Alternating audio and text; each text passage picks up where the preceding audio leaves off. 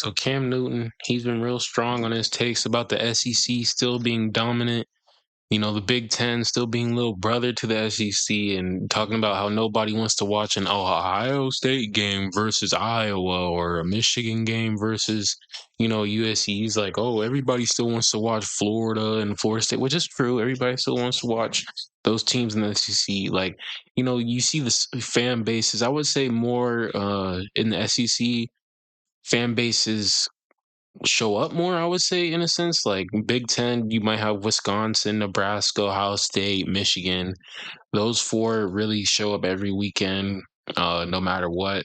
And then the SEC, they showing up no matter what. It might be a 2-8 Florida team, 3-8 South Carolina team. It doesn't matter. They're still showing up to those. So I'd say from top to bottom, SEC does get more love from their fans, showing up to games just to show out. Arkansas, their fans too do show out. So, but yeah, I don't know about Minnesota every week. They got the Vikings out there and everything. So there's that. But yeah, Cam's been beating this drum. If you've seen First Take, if you've seen the show Fourth and One, it kind of gets tiring. It's like an entertainment topic or a take that he has. It's not, it doesn't seem like there's no uh real information or real facts coming from it. It's just coming from bias standpoint because he played in the SEC when he went to Auburn. Auburn's been down now.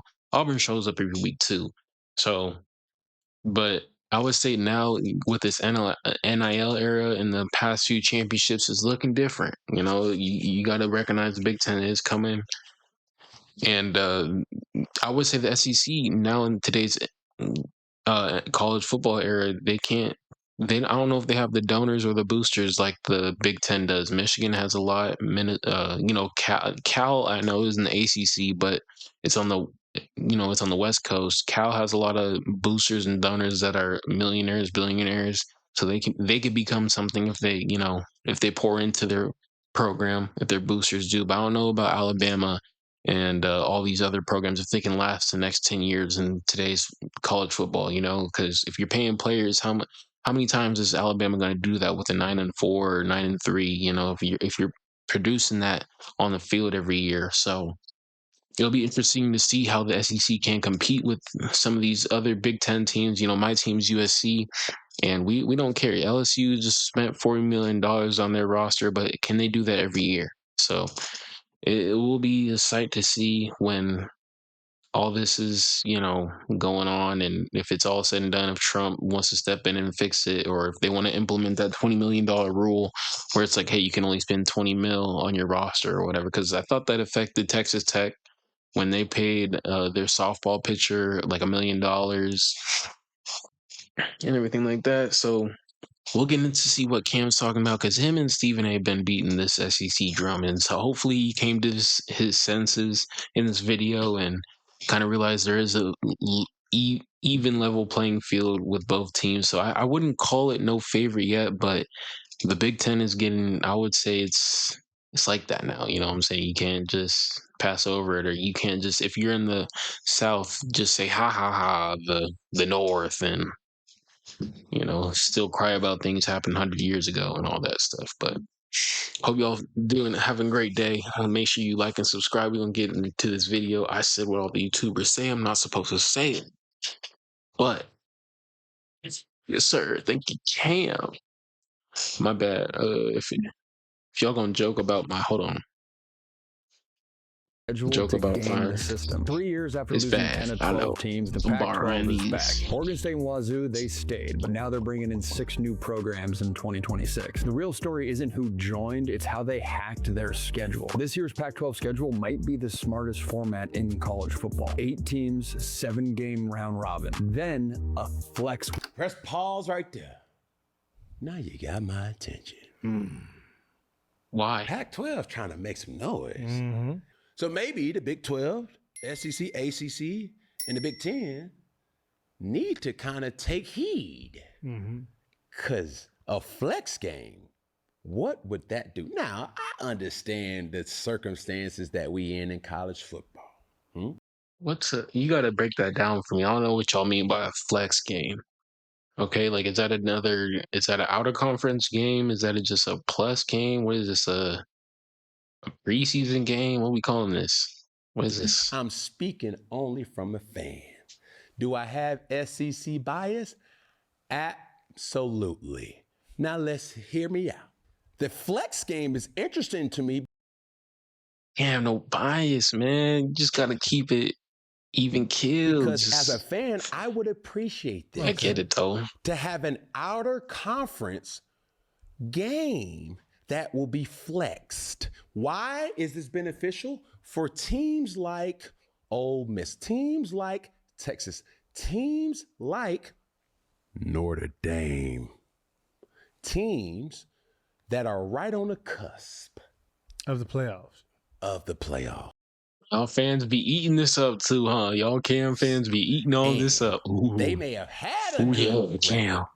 Ooh, what Cam doing? Nobody. Or they've had a good record and they've lost or they have lost to other teams. Mm-hmm. And now you have a flex.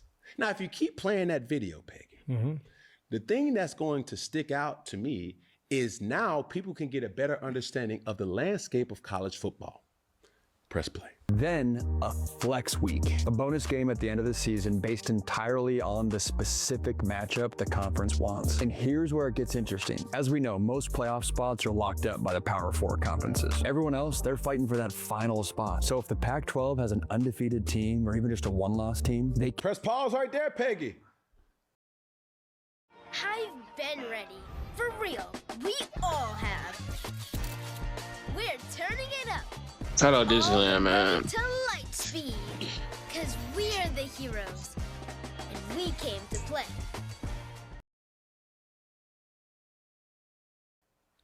Conferences need to take heed to that flex game. It's an open game that, given how the season is working out, each conference commissioner comes to the table and say, hey, this game needs to happen to remove all doubt.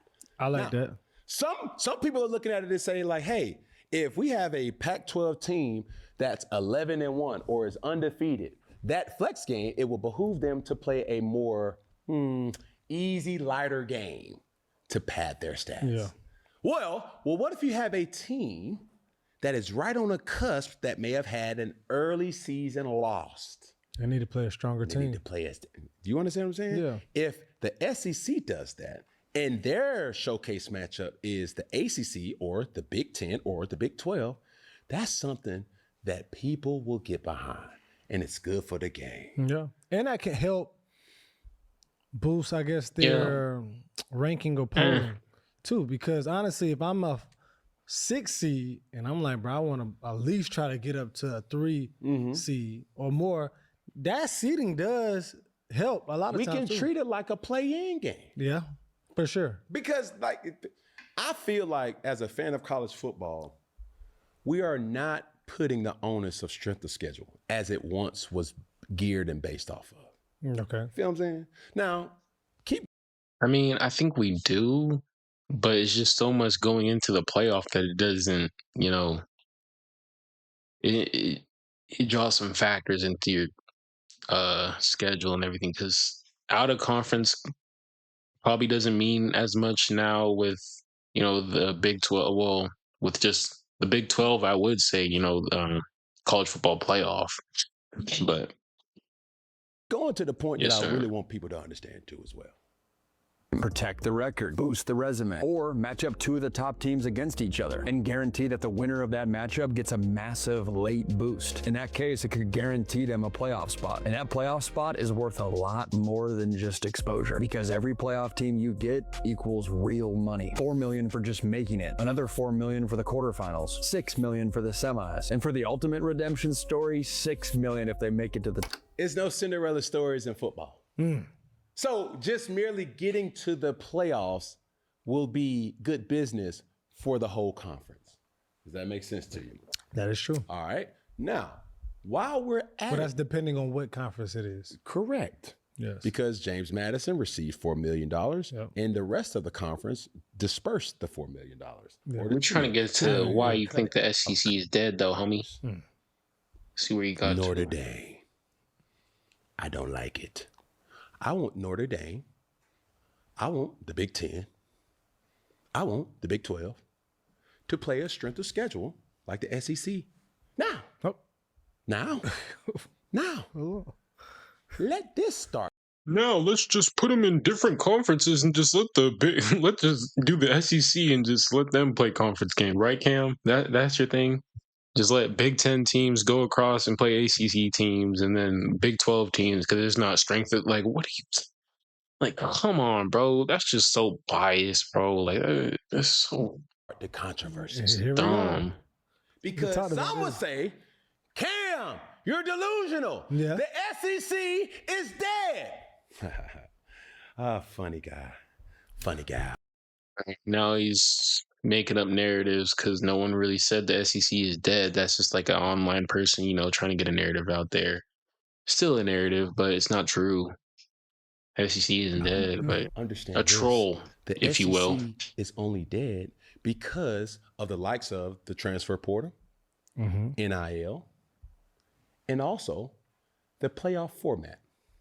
Playoff format is geared towards the best record at the end of the season. And you wonder why. We had a deep discussion in our prep meeting with Hassan, with Peggy, and myself. I said, hey, don't tell me the teams that they played when they were ranked before the season. Tell me who ended the season ranked. Yep. We compared Ohio State. We compared Indiana. We also went to the SEC and we compared Alabama and we compared Georgia. This is my argument, ladies and gentlemen. Because some will say, well, Georgia got beat by them, Alabama got beat by them, then Indiana beat them, and then Ohio State beat them. Because that is true, and that's our argument. That's true. What are you talking about? If No. you give Georgia, Why are you shaking your head like it's not true? What are you talking about? Ohio State's, if you give Georgia Ohio State's schedule, Okay. and I would even say if you give, this is going to be egregious. The ifs, this is just a retard if. Why do we want to go to this land? Why are we shooting outside the box, outside of where we're not supposed to go, Cam? This is a lane you don't want to go because it's just not going to happen whatsoever at all. No time soon, not possible. You give him Georgia. Oh, Stockton. Yeah, Stockton might do the same thing. We don't know. Might have the same record. They might have lost to Michigan. It's just the ifs. We don't want to do that because we can go all day with that. Fight me. If you give Vanderbilt, Oh my goodness. Indiana schedule, are we really talking about something here? Yes, we definitely are talking about a lot. So let me What are you ask talking- the question. If I give Indiana the same schedule as Vanderbilt, 2025 Indiana. 2025, if I switch their schedule and say, hold on, Vanderbilt, you play all the teams that Indiana has to play, and then Indiana, you have to play all the teams. Or just meet up in the playoff and see, what's really good. I don't know. Because that's what we did anyways, didn't we? We met up at the Rose Bowl and we got to see who was the better team. No. I mean, Alabama's run game, that got exposed. No. They weren't like that all year. Like, there are better teams. Like, you can't say, I don't know. I guess he's saying the record-wise. I get that.